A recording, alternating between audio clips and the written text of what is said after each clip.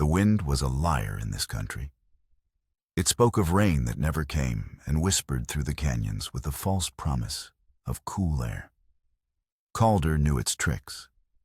He had lived with them for 43 years, learning its language of dust and deceit. But this morning, the wind carried a different sound, a frantic, high-pitched keening that snagged on the silence and pulled it taut. It was the sound of a horse in distress, a sound that meant trouble. He spurred his own mount, a sturdy buckskin named Flint, toward the line cabin at the far edge of the south pasture. It was Jacob's post this week. His younger brother, all of 22, with a fool's grin and a heart too soft for this hard land. Calder had always worried about him out here alone. Jacob saw the beauty in the blood-red mesas carved by a million years of wind, where the sun baked the silence into the very rock. Calder only saw the danger. The line cabin came into view, a squat box of sun-bleached timber huddled against a rock outcropping. Jacob's horse was tethered to the hitching post, its head low, one leg held at a stiff, unnatural angle. But it wasn't the horse making the sound. The noise came from inside, a low rhythmic thumping, desperate and muffled. Calder dismounted before Flint had fully stopped his rifle, already in his hand. The cabin door hung ajar, swinging slightly in the breeze. The coppery scent of blood, thick and metallic, reached him first. It was a smell he knew from the war, a smell that turned his stomach to ice. He pushed the door open with the barrel of his rifle. Jacob was on the floor. His bright hair, the color of ripe wheat, was matted dark with it. His eyes were open, staring at the ceiling rafters with a look of vacant surprise, as if death had been a stranger who forgot to knock. The simple wooden table was overturned, a tin plate and cups scattered across the floorboards. A game of solitaire lay half-played, the cards spattered with crimson. Calder's breath hitched in his throat, a raw, ragged sound. The world narrowed to the sight of his brother, the last piece of his family broken and still. Then the thumping started again, coming from the corner.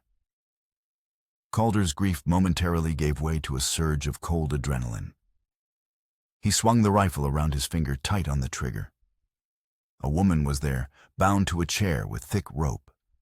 A dirty gag was stuffed in her mouth, her eyes wide with terror above the cloth. She was Apache, her deerskin dress torn at the shoulder, her face smudged with dirt and tears. She thrashed against her bonds, kicking the leg of the chair against the wall, her muffled cries a frantic plea. For a long, silent moment, Calder just stared, his mind struggling to connect the pieces. The dead brother, the bound woman. It was a scene set for a simple, brutal story the world would readily believe.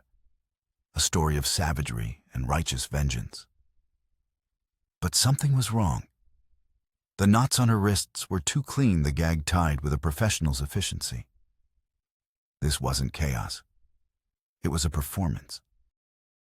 He knelt beside Jacob, his hand shaking as he reached out to close his brother's eyes. The skin was already cool. A wave of nausea and a hollow ache washed over him. He had been through this before, receiving the letter about his wife and son, a world of loss contained in a few sterile lines of ink. This was different. This was immediate and violent, a wound torn fresh in the fabric of his life. His gaze fell to his brother's neck. The thin leather cord Jacob always wore was there, but the weight at its end was gone. The silver locket their mothers engraved with a single looping H for their family name, Holt. Jacob never took it off. It was missing. Calder stood, his movement stiff, and crossed the room to the woman. She flinched as he approached, her eyes darting between him and the body on the floor. He used the tip of his knife to sever the gag first. She gasped, sucking in air, her throat working. Who did this? Calder's voice was a low rasp, devoid of emotion. He was a man who stored his feelings deep where they couldn't be seen or touched. She shook her head, her words tumbling out in a panicked whisper, a mix of her own tongue and broken English.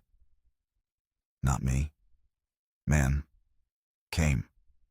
Big man. Took him. He sliced through the ropes binding her wrists and ankles. She rubbed at the raw red marks, her body trembling.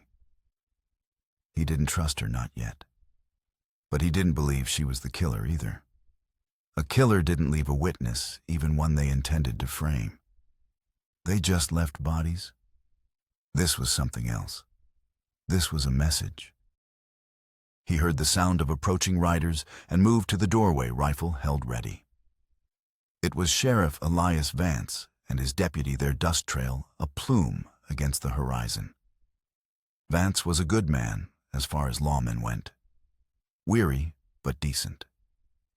He was also a man who liked simple answers to complicated problems. Vance dismounted, his face grim as he took in the scene. His eyes went from Jacob's body to the Apache woman cowering in the corner, and a look of grim certainty settled on his face. Calder. "I'm sorry," he said, his voice heavy with genuine regret. He had known the Holt brothers their whole lives. "Found her, did you?" "She was tied up when I got here," Calder stated flatly. The deputy, a young, eager man named Peters, scoffed. "A likely story. Probably her kin did this, and she's playing the victim." "She's the only one who saw what happened," Calder said, his gaze fixed on Vance. Vance sighed, running a hand over his tired face. "Son, look at it. An Apache woman and a dead rancher. The story writes itself.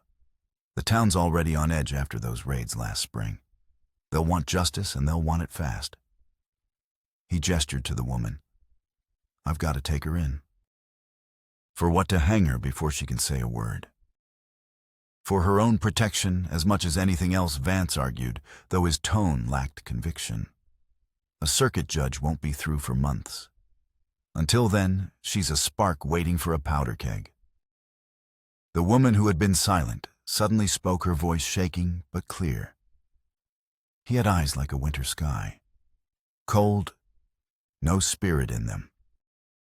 Calder looked at her, truly looked at her. Beneath the fear, there was a strength, a flicker of defiance. Vance was right. The town would tear her apart. And in doing so, the truth of who killed Jacob would be buried forever. In that moment, a decision formed, heavy and unwelcome, but necessary. "She's my responsibility now," Calder said, the words tasting like rust in his mouth. Vance stared at him. "What are you talking about? She's a murder suspect." "She's my prisoner." Calder corrected him, the lie, feeling cold and sharp. "She was on my land. I'll hold her at my ranch until I get the truth out of her. You can send your deputy to check on her if you like. But she's not going to your jail to be forgotten or lynched." It was a reckless claim, a direct challenge to the law, but it was the only way. He needed her alive. He needed the story she held in her memory. Vance studied him for a long moment, seeing the unyielding grief and resolve etched on his face. He knew Calder Holt, a hard man, but an honorable one. "You're making a mistake," Calder Vance said softly. "This will bring you nothing but trouble." "I've had trouble before," Calder replied. Vance finally gave a short, reluctant nod. "Fine. On your head be it. I'll handle the arrangements for Jacob." As the sheriff and his deputy began the grim task of wrapping Jacob's body in a blanket, Calder turned to the woman. She watched him with wide, uncertain eyes, a hawk studying a wolf, unsure if it was predator or protector. "You have a name?" he asked, his voice still rough. She hesitated, then whispered, "Anawa." "Anawa," he repeated. The name felt strange on his tongue. "Get your things." "Wait, you have no things." He looked around the ransacked cabin. "Just come on." He led her outside, away from the scene of death. He helped her onto his horse, her touch light and fleeting on his arm as she settled behind the saddle. He mounted Flint, and without a backward glance at the cabin that now held only ghosts, he turned for home. The wind howled around them, kicking up dust that stung their eyes. It felt like the world was trying to scour the memory of the morning away. But Calder knew better. This memory was a brand. The image of his brother on the floor, the missing silver locket, and the woman's terrified eyes, it was all burned into him now. He rode with the weight of a dead man on his soul and a stranger at his back, a mystery unfolding in the heart of a vast, indifferent landscape. The silence between them wasn't empty. It was filled with unspoken questions and the heavy burden of the truth. The journey back to the main ranch house was a silent ordeal. Anawa sat stiffly behind Calder, her small hands gripping the back of the saddle, her body rigid with a tension that radiated through the leather. Calder was acutely aware of her presence, of the soft puffs of her breath against his back, of the subtle weight of a life now inexplicably tied to his. He focused on the familiar landmarks, a gnarled juniper, a sheer rock face stained with black desert varnish, letting the rhythm of Flint's gait numb the roaring grief in his mind. His ranch house was not a home. It was a fortress against memory. Built of thick adobe and dark timber, it stood solitary against the sprawling emptiness. He had built it with his wife Mary, their hands shaping the mud bricks, their laughter echoing in the unfinished rooms. After she and their infant son died of fever while he was away at war, the laughter had been replaced by a silence so profound it had its own physical weight. Now he was bringing another person into that silence, and the thought was deeply unsettling. He dismounted at the trough, the weariness in his bones feeling ancient. "Get down," he said, his tone clipped. He did not offer a hand. Anawa slid from the horse's back with a quiet grace, landing softly in the dust. She stood with her chin held high, her gaze sweeping over the functional austerity of the yard, the corral, the barn, the lean-to smithy, before settling on him. Her eyes were not pleading, but watchful, intelligent. She was assessing him just as he was assessing her. "The house is there." He gestured with his head. "You can sleep by the hearth. There's a blanket." Inside the cabin smelled of wood smoke, leather, and years of solitude. A cavernous stone fireplace dominated one wall opposite a simple plank table and 2 chairs. His bed, a Spartan frame with a thin mattress, occupied one corner. Over the mantelpiece hung a stern, imposing portrait of his father, a man whose ambition had been as vast and unforgiving as the land he'd conquered. The painted eyes seemed to follow Calder, a constant silent judgment. He set a plate of cold beans and stale bread on the table and pushed a chair out with his foot. "Eat." Anawa moved with a slow, deliberate caution, as if expecting a blow. She sat on the edge of the chair, her back straight, and ate in small, methodical bites, her eyes never leaving him.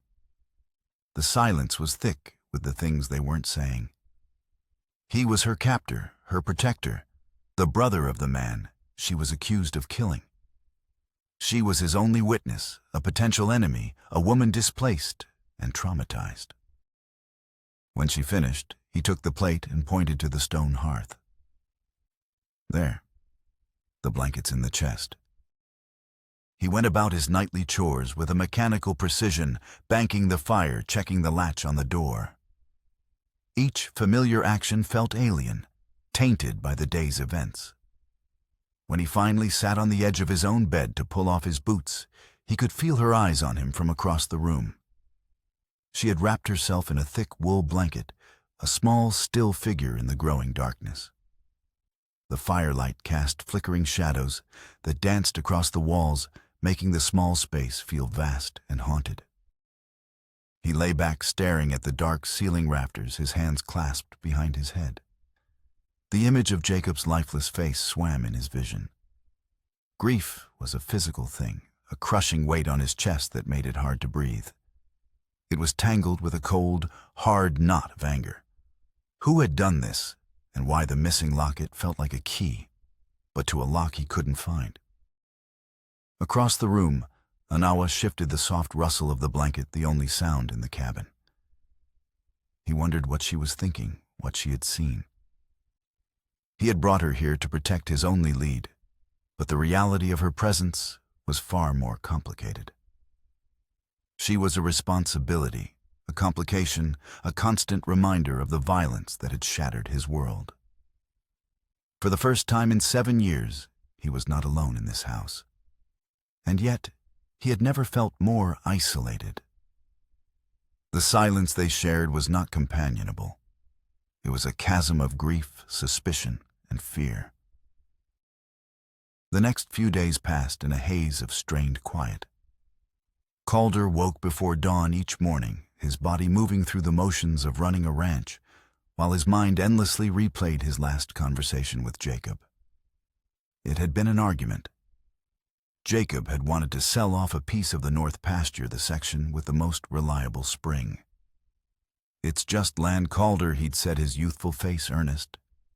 "The money could help us expand the herd, fix the barn." Calder had refused, his voice harsh. "We don't sell land, not an inch. Dad taught us that." Now the memory was acid in his gut. Was that what this was about, land? Anawa remained a silent specter in his home.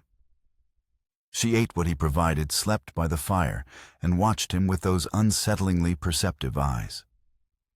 He gave her tasks, mending a shirt, sweeping the floor, not out of a need for the work, but to give her something to do, to break the awful stillness. She performed each task with a quiet efficiency that surprised him. Her hands, though small, were deft and capable. She moved with a purpose that suggested she was not accustomed to helplessness. On the 3rd day, he decided to ride into the town of Redemption. He needed supplies, but more than that, he needed answers. Before he left, he stood in the doorway, looking at Anawa. She was scrubbing the hearthstones, her long black hair tied back with a strip of leather. "I'm going to town," he said. "Don't try to run. There's nowhere to go, and the coyotes are hungry." She paused, looking up at him, her expression unreadable. "I will not run." The town of Redemption was a single dusty street, lined with false-fronted buildings clinging to the edge of the vast, empty territory. As Calder rode down the main thoroughfare, he felt the weight of eyes on him. News traveled fast in a place this small. Heads turned. Men stopped talking and watched him pass. He was no longer just Calder Holt, the quiet rancher. He was the man whose brother had been murdered, the man who was keeping an Apache woman at his home. His first stop was Doc Miller's office. The doctor was a stooped, white-haired man with kind eyes that had seen too much death. He was cleaning his spectacles when Calder entered. "Calder," he said, his voice gentle, "I'm so sorry about Jacob. A terrible business." "What did you find?" Doc Calder asked, getting straight to the point. Doc Miller sighed, polishing a lens with a soft cloth. "It wasn't a frenzy, son. It was one clean professional wound. The killer knew exactly what he was doing. This wasn't some random raid. This was an execution." The word hung in the air, cold and heavy. An execution. It confirmed Calder's suspicion. This was planned. "Anything else?" "Just this." The doctor reached into a drawer and pulled out a small lead slug, dropping it into Calder's palm. From a volcanic pistol. Expensive weapon. Not the kind of thing your average drifter or warrior carries. Calder clenched his fist around the slug. An expensive pistol. Another piece of the puzzle. He thanked the doctor and left his mind racing. As he stepped back into the harsh sunlight, a smooth, cultured voice called his name. "Mr. Holt, a terrible tragedy. Please accept my deepest condolences." Calder turned to face Silas Croft. Croft was a newcomer to the territory, a land baron who had arrived 2 years prior with a seemingly endless supply of money and ambition. He was impeccably dressed in a tailored suit, a stark contrast to the dusty, work-worn denizens of redemption. He had bought up failing ranches, consolidating his power with a smiling, predatory grace. His eyes, the color of a winter sky, were intelligent and utterly devoid of warmth. Croft Calder acknowledged with a curt nod. "I knew your brother only slightly," Croft continued, his voice a low, sympathetic purr. "He struck me as a young man of great vision. He spoke often of modernizing, of seizing the future." Calder's jaw tightened. Jacob was a dreamer. Indeed. A quality this territory sorely needs. Croft set his gaze sharp. "If there is anything I can do to assist you in this difficult time, anything at all, you must not hesitate to ask. The community must stand together." The offer was as smooth and empty as a polished stone. Calder met Croft's cold eyes and saw nothing but a well-practiced performance. "I'll handle my own affairs." He turned and walked away, the hairs on the back of his neck prickling. He could feel Croft's stare following him all the way to the general store. Anawa's words echoed in his mind. He had eyes like a winter sky. Cold. Back at the ranch that evening, the air in the cabin was thick with a new kind of tension. Calder sat at the table cleaning his rifle, the pieces laid out on an oilcloth. Anawa sat by the fire, mending one of his work shirts with small, neat stitches that were far superior to his own clumsy repairs. The silence stretched no longer just awkward, but charged with unspoken thoughts. "The man who killed my brother," Calder said suddenly, not looking at her. "You said he was a big man." Anawa didn't pause in her sewing. Tall, broad shoulders, like a bear in a man's coat. "His horse." Black, a fine animal, not a ranch horse. It wore a silver-trimmed saddle. A volcanic pistol. A fine black horse with a silver saddle. A tall man with cold eyes. The pieces were starting to form a picture, and at its center was the smiling, courteous face of Silas Croft. But it made no sense. Croft had no reason to kill Jacob.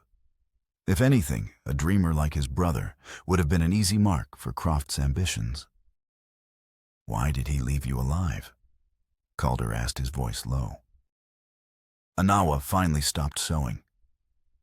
She looked up, her dark eyes meeting his in the flickering firelight. "He did not see me. Not at first. I was gathering herbs by the creek.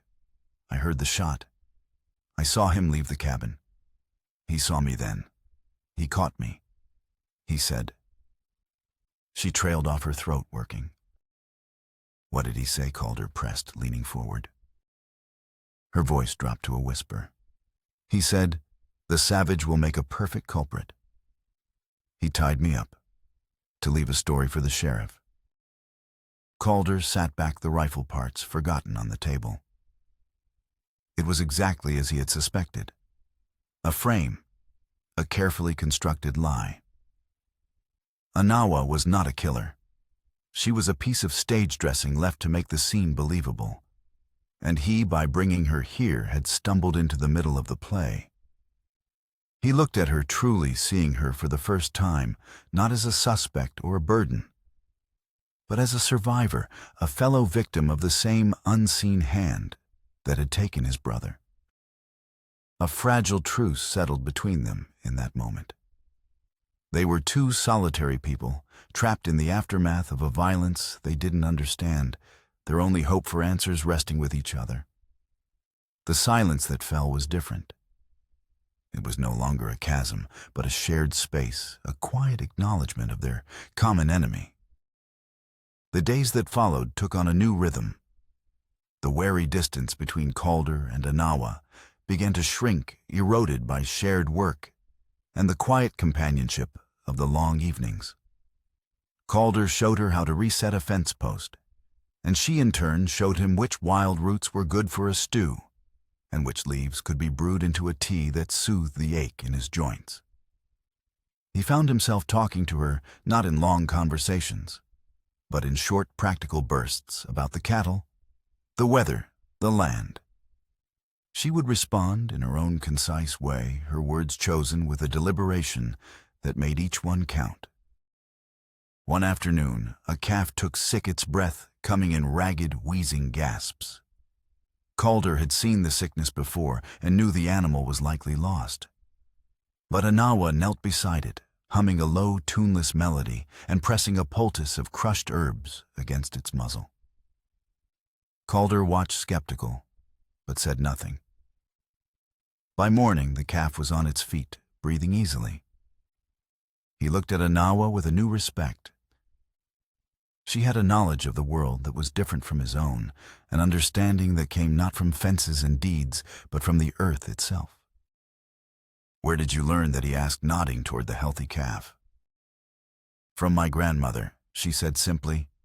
"She was a healer. She taught me to listen to what the land tells us." He started to listen more too, not just to the land, but to her. He learned that her people had been driven from their ancestral valley 2 seasons ago. He learned that her husband and child had been lost in the conflict, a shared unspoken grief that now connected them. Her silence, he realized, was not passivity. It was a shield forged in trauma. His quest for answers, however, had stalled. The memory of Croft's cold eyes was a constant irritant, a mystery with no proof. He needed something more, something tangible. Driven by a restless energy, he began to search Jacob's belongings, which he had brought back from the line cabin. He went through his brother's worn clothes and few books, finding nothing. Then, tucked into the bottom of a saddlebag, beneath a spare horseshoe, his fingers brushed against the corner of a small, leather-bound book. It was a ledger. Jacob's handwriting, a youthful looping scrawl, filled the pages. Calder's heart hammered against his ribs as he began to read. It started with small sums debts from card games in town. But then the entries changed. They became payments, large ones, from SC. And opposite the payments were notations: North Spring water rights, grazing lease East Mesa, timber option Creek Bend. The final entry, dated the day before his death, was the largest of all. Final payment, full deed transfer, SC. Calder sank onto the edge of Jacob's cot, and the ledger falling open in his lap. The world tilted on its axis. This wasn't a record of debt. It was a record of betrayal. Jacob hadn't just been talking about selling a piece of the pasture. He had been in a secret, systematic deal with Silas Croft to sell the entire ranch out from under him. The arguments, the talk of vision and modernizing it, had all been a lie, a smokescreen to cover this deception. The grief he felt for his brother was suddenly curdled by a bitter, burning sense of betrayal.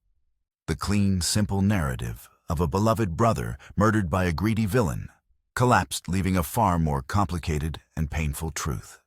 His quest was no longer about simple revenge for an innocent victim. It was about untangling a web of lies his own brother had helped to weave. Who was SC? It had to be Silas Croft.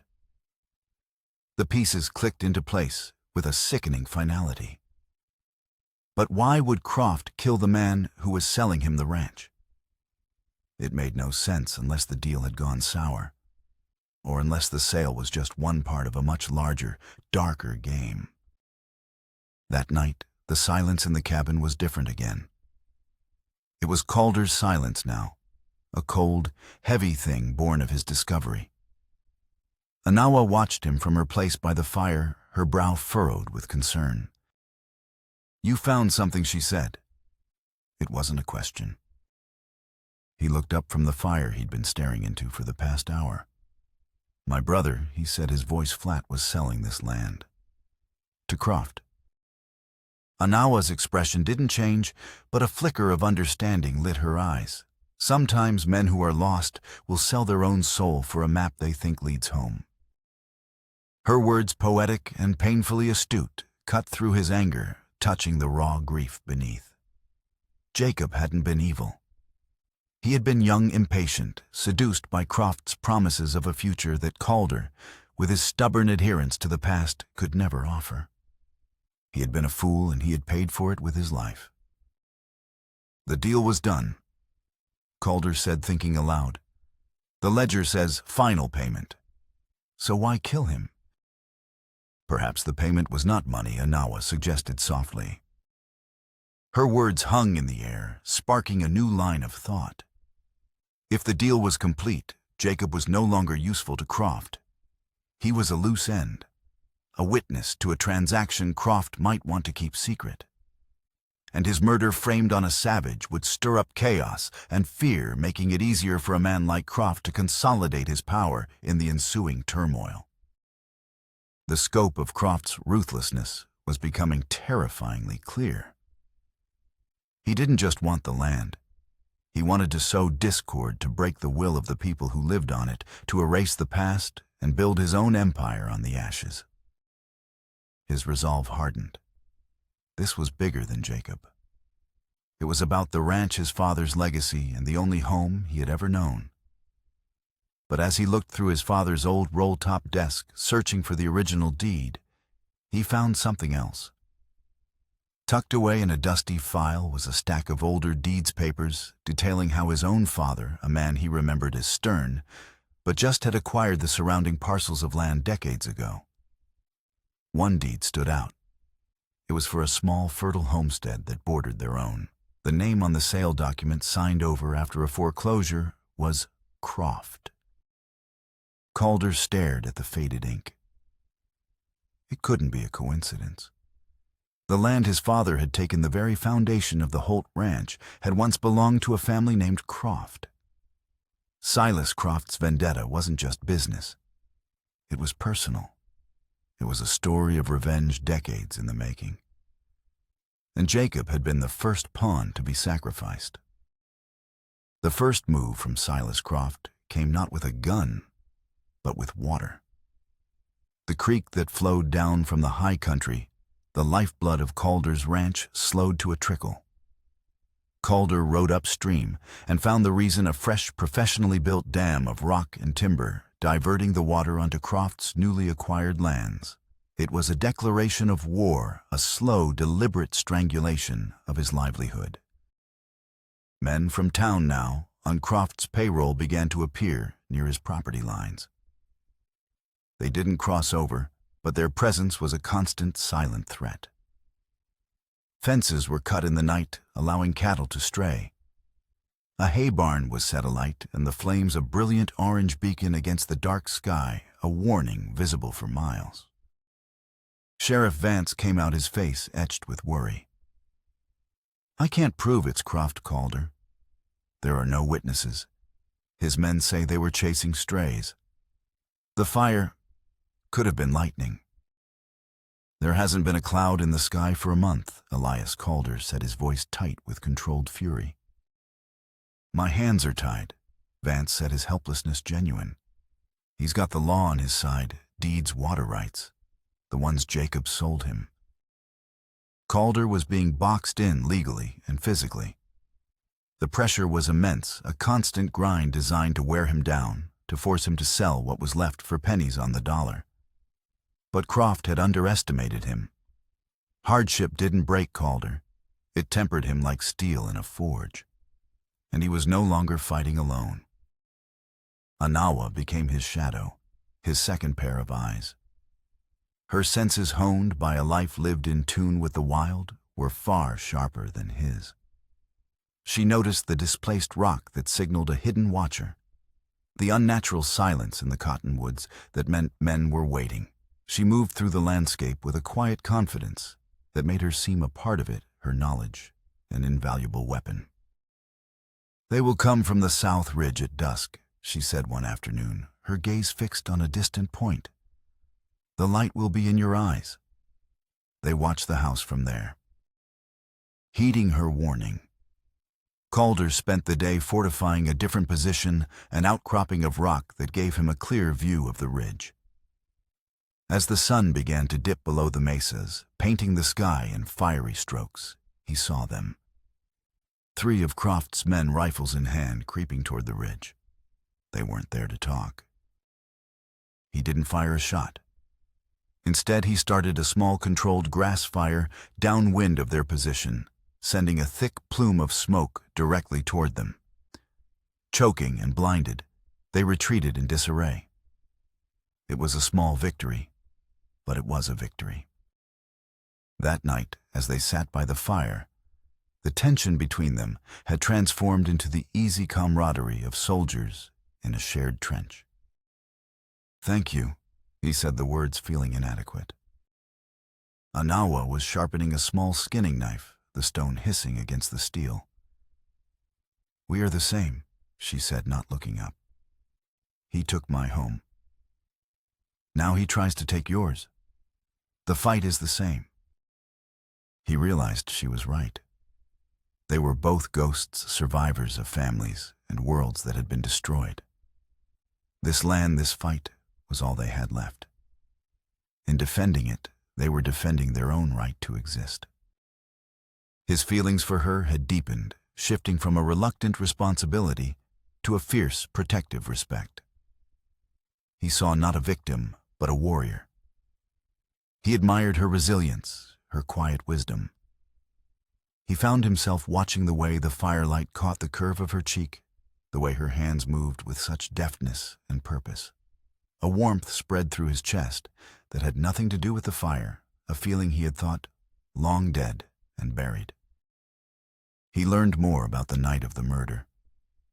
As her trust in him solidified, her memories became clearer. The man, she said one evening, her voice low and steady, he did not smell of dust or sweat. He smelled of flowers and smoke, like the cigars the men smoke in town. Expensive cologne and cigars. It was Silas Croft. The final piece of the puzzle locked into place. Armed with this knowledge, Calder knew he couldn't wait for Croft to make the next move. He had to force a confrontation. His opportunity came with the news of the spring cattle drive. Croft was moving a massive herd thousands of head north to the rail yards. To save time, his route would take him through Diablo Canyon, a treacherous bottleneck of sheer rock walls and unpredictable flash floods. It was a dangerous shortcut, but a fast one. It was also a perfect trap. "It is a place of bad spirits," Anawa warned when he told her his plan. "The rock is unstable. The wind is a demon there. Which is why he won't be expecting anyone." Calder replied, checking the action on his rifle. "His men will be focused on the herd, not on their backs." Anawa studied his face, seeing the grim determination there. She gave a single sharp nod. "I know a high trail, one the coyotes use. It overlooks the canyon floor. We can be there before them, and they will never see us." He asked, surprised, "This isn't your fight." She met his gaze, her dark eyes unwavering. "I told you, the fight is the same." They rode out at dawn, leaving the ranch to the silence. They traveled light and fast, Anawa leading the way up a barely perceptible trail that snaked through the high country. The air grew thin and cold. Below them, the vast broken landscape stretched to the horizon, a panorama of brutal beauty. They moved not as captor and prisoner, or even as rancher and companion, but as partners united in a single, desperate purpose. By late afternoon, they reached the overlook. Diablo Canyon lay below them, a deep, jagged scar in the earth. The wind howled through the narrow passage, its voice a low, mournful cry. They didn't have to wait long. The lead riders of Croft's drive appeared at the mouth of the canyon, followed by the river of cattle, a moving sea of horns and hides. Silas Croft was among them, mounted on his fine black horse, a commanding figure even from this distance. Just as the bulk of the herd entered the canyon, The sky, which had been a clear, hard blue, turned a sickly yellow-gray. The wind shifted, rising to a furious shriek. A wall of dust, a monstrous swirling tide of sand and earth, was racing across the plains toward them. A sandstorm. The wind demon Anawa whispered, her hand gripping his arm. "We must find shelter." Panic erupted below. The cattle, terrified by the roaring wind and stinging sand, began to stampede. Croft and his men were thrown into chaos, struggling to control the herd as visibility dropped to near zero. Calder saw his chance. In the heart of the storm order was gone. It was every man for himself. He pointed to a cluster of dilapidated buildings nestled against the canyon wall, an old abandoned mining camp. "There, we can get there before they do." They scrambled down the treacherous slope as the first wave of the sandstorm hit a physical blow that stole their breath and blinded them. Grit filled Calder's mouth, and the wind screamed in his ears, a deafening elemental rage. They stumbled into the shelter of the largest building, a collapsing assay office, just as the full fury of the storm descended, plunging the world into a howling reddish-brown twilight. Through the gaps in the boarded-up windows, Calder could see shapes moving in the maelstrom, Croft and his men seeking shelter in the same camp. They were all trapped now, hunter and hunted, caught together in the belly of the beast. The air in the small building was thick with dust and the tense metallic taste of imminent violence. This was it. The confrontation he had sought was upon him in a place and manner he could never have predicted. The storm outside was matched by the storm of reckoning that was about to break. The abandoned mining camp was a ghost town in the heart of the tempest. Wind screamed through the skeletal remains of the buildings, ripping loose shingles from roofs and sending them spinning into the blinding dust. Inside the assay office, Calder and Anawa crouched below a shattered window listening. Every slam of a loose shutter, every groan of straining timber sounded like an approaching footstep. "They are in the bunkhouse," Anawa whispered, her voice barely audible over the roar of the storm. "4 of them. Croft is in the mine office, alone." Her senses were uncanny. Calder could see nothing but a swirling brown haze. He trusted her. "You stay here. Bar the door. Don't open it for anyone but me." She grabbed his sleeve, her grip surprisingly strong. "This is not a fight for one. And it's not a fight for you to die in." He countered, his voice rough with an emotion he wouldn't name.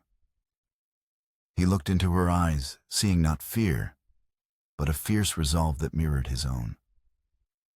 "Bar the door, Anawa. Please." She held his gaze for a long moment, then released him with a reluctant nod. Moving from the assay office to the mine office was like crossing a battlefield. The air was a thick, choking torrent of sand. Calder kept low, moving from the cover of an overturned ore cart to a rusted boiler, his rifle held tight against his chest. He could hear shouts from the bunkhouse, disembodied voices swallowed by the wind. They were getting organized. He didn't have much time. The mine office door hung on one hinge. Calder kicked it open and dove inside, rolling into a crouch, his rifle sweeping the room. Silas Croft stood by a large, dusty desk, a volcanic pistol in his hand. He wasn't surprised. He looked as if he had been waiting. Even covered in a fine layer of dust, his tailored suit was immaculate. Holt Croft said, his voice as calm and smooth as ever. "I should have known you were too stubborn to simply wither and die. A family trait, it seems." "This ends now," Croft. Calder set his rifle steady on the man's chest. Croft smiled, a cold, empty thing. "On the contrary, this is where it truly begins." He gestured with his pistol toward a chair. "Your brother was a fool, but an eloquent one. He spoke of your father with such reverence. The great man who carved an empire from nothing." Croft's voice dripped with sarcasm. He neglected to mention the man from whom it was carved. He stepped away from the desk, his movements deliberate. This camp, this canyon, this very land we're standing on. It belonged to my family. My father built a life here, until your father, with his lawyers and his land grants, used a drought and a bad debt to ruin him. He foreclosed, took everything, and left my father with nothing but a bottle and a broken heart. We were driven off this land like vermin. The old deed Calder had found flashed in his mind. The truth, colder and harder than he could have imagined, settled into place. This wasn't about greed. It was about a vendetta that had festered for decades. My family perished. Croft continued, his voice dropping to a low, venomous hiss. My mother from sickness, my father from shame. I was the only one left. And I swore I would return and take back what was mine, piece by piece. I wanted you to feel what it was like to watch everything you love turn to dust in your hands. You killed Jacob Calder, said his voice hollow. Your brother was a means to an end, Croft sneered. He was weak, eager to sell his own legacy for a handful of silver. I let him believe he was my partner. Once the deeds were signed, he was a liability. His death served a dual purpose. It removed a witness and provided the perfect catalyst of chaos, with your pet savage as the scapegoat. I wanted you isolated, grieving, and broken. Then I would have offered to buy what was left of your pathetic ranch. A final satisfying irony. He took a step closer, his eyes like chips of ice. And now you have brought yourself to me. How convenient. From his coat pocket he pulled a small object and tossed it onto the desk. It spun and came to rest with a soft clink. It was the silver locket, Jacob's locket. Rage pure and white-hot surged through Calder. He took a step forward, his finger tightening on the trigger, but a sudden explosion from outside rocked the building, sending a shower of dust and splinters down from the ceiling. Croft's men were on the move. It seems my associates are growing impatient. Croft said, his smile widening. A gunfight erupted in the storm, and the muzzle flashes appearing as brief, brilliant sparks in the gloom. Croft dove behind the heavy oak desk, just as bullets tore through the thin walls of the office. Calder returned fire, then kicked over a heavy filing cabinet, using it for cover. The fight was a chaotic nightmare of sound and fury. The screaming wind, the crack of pistols, the splintering of wood. Through it all, Croft remained unnervously calm. You cannot win Holt. This is my destiny.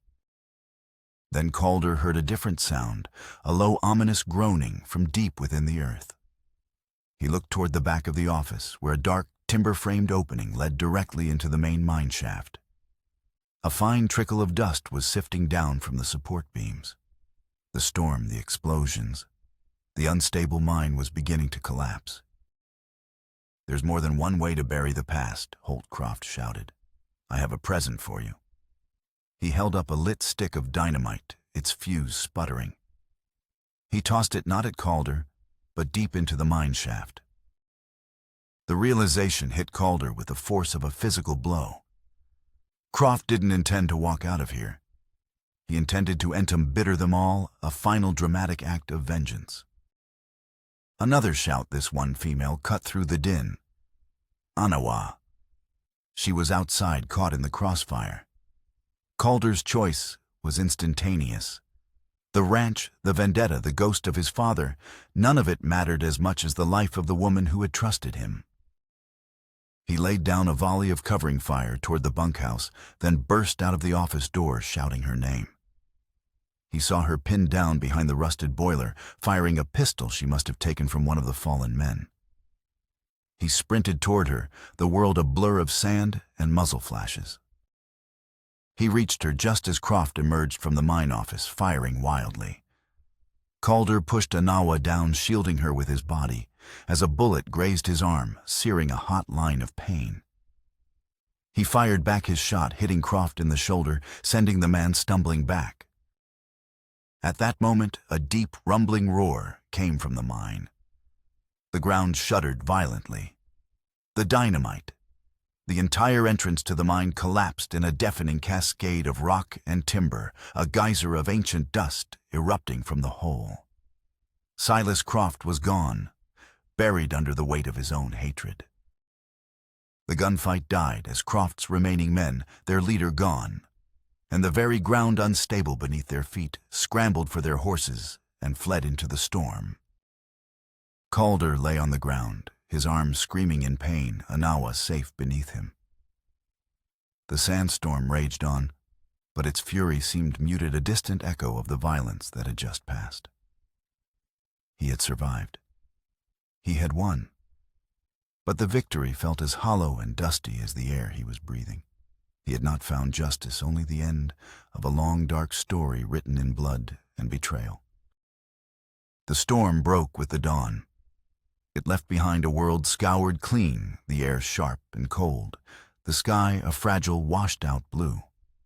In the eerie silence of Diablo Canyon, Calder brought Silas Croft's body out from the rubble of the mine office and laid him over his fine black horse. He found 2 of Croft's men dead. The others had vanished. Anawa tended to the bullet graze on his arm, her touch gentle and sure, as she cleaned and bandaged the wound with a strip of cloth from her own dress. They didn't speak. Words felt inadequate, intrusive, in the solemn quiet of the morning. When she was done, their eyes met. In her gaze, he saw not pity, but a deep, shared understanding. They were both survivors of a war they hadn't chosen. The ride back to redemption was long and grim. Calder led Croft's horse, the body a stark testament to the storm's fury, while Anawa rode Flint. When they reached the edge of town, people emerged from their homes, their faces a mixture of shock and awe. Calder rode straight to the sheriff's office and dismounted. Sheriff Vance came out, his expression grim. "Calder, what happened?" "Croft happened," Calder said, his voice weary to the bone. He untied the leather satchel from his saddle and handed it to Vance. "It's all in there. The ledger showing Jacob's deal with him. The original deed to the Croft homestead my father foreclosed on. And this." He reached into his pocket and placed the silver locket on Vance's desk. He was wearing it. He told Vance everything: the vendetta, the frame-up, the confession in the mine office. He spared no details, not even the painful truth of his brother's betrayal or the ugly origins of his own family's prosperity. He was laying the ghosts of the past to rest, not just for himself, but for the whole town. When he was finished, he turned to Anawa, who stood silently by the door. "Her name is Anawa," he said, his voice clear and firm for all to hear. "She is not a killer or a thief. She's a survivor. Croft murdered my brother and left her to take the blame. Her name is cleared." Vance looked from Calder to Anawa and then at the evidence on his desk. He nodded slowly, the weariness on his face replaced by a reluctant respect. "It will be done." The air was different on the ride back to the ranch. It was lighter. The weight of the past weeks of grief, suspicion, and impending violence had lifted. They rode side by side, the silence between them no longer a chasm of unspoken things, but a comfortable shared space. When the ranch house came into view, it looked different to Calder. It was no longer a fortress against the world, but a sanctuary, a place of peace, a home. In the days that followed, a new quiet settled over the ranch. It was not the hollow silence of loneliness, but the deep, restorative quiet of healing. They worked together, repairing the damage from Croft's campaign of intimidation, their movements falling into a familiar, easy rhythm. The unspoken bond between them, forged in shared danger, deepened into something more profound, a partnership built on mutual respect and a quiet, unadorned affection. One evening, they sat on the porch watching the sun set, painting the mesas in shades of purple and gold. The world felt vast and peaceful. Calder turned to her. "I'm sorry," he said. "For everything. For what my father did to his family. For what my brother did to me. For bringing you into all of it." Anawa looked at him, her dark eyes soft in the fading light. "The river of the past cannot be undammed," she said. "We can only choose which way we swim in the water that remains." He knew then that they would swim together. The next morning, Calder walked into the main room of the house and stopped before the imposing portrait of his father. The man in the painting stared back at him with cold, ambitious eyes, the eyes of a conqueror who saw land as a thing to be taken, not cherished. For years, Calder had lived in the shadow of that man, trying to hold on to a legacy built on a foundation of another family's pain. He finally understood that he could not build a future on such ground. With a slow, deliberate movement, he reached up and lifted the heavy portrait from the wall. The space it left behind was pale a ghost of the frame that had dominated the room for so long. The house seemed to breathe a sigh of relief, at the air instantly feeling lighter. He carried the painting to the barn and stored it away in the dusty loft, closing a chapter of his life. When he returned to the house, Anawa was standing by the empty space on the wall. She was holding something in her hands. She held it out to him. It was a small bird, intricately carved from a piece of pale juniper wood, its wings outstretched as if in mid-flight. Its form was simple, elegant, and alive. "I made this for you," she said softly. "A new spirit for this house." Calder took the bird, its smooth, light wood feeling warm in his calloused hands. He looked from the carving to her face and saw in her eyes the future he never thought he would have, one of partnership, not conquest, of healing, not vengeance. He turned and placed the small wooden bird on the center of the mantelpiece, right where the shadow of his father's portrait used to fall. It was a small object in a vast room, yet it filled the space completely. They stood together, looking at it, two survivors finding their way home in a world made new.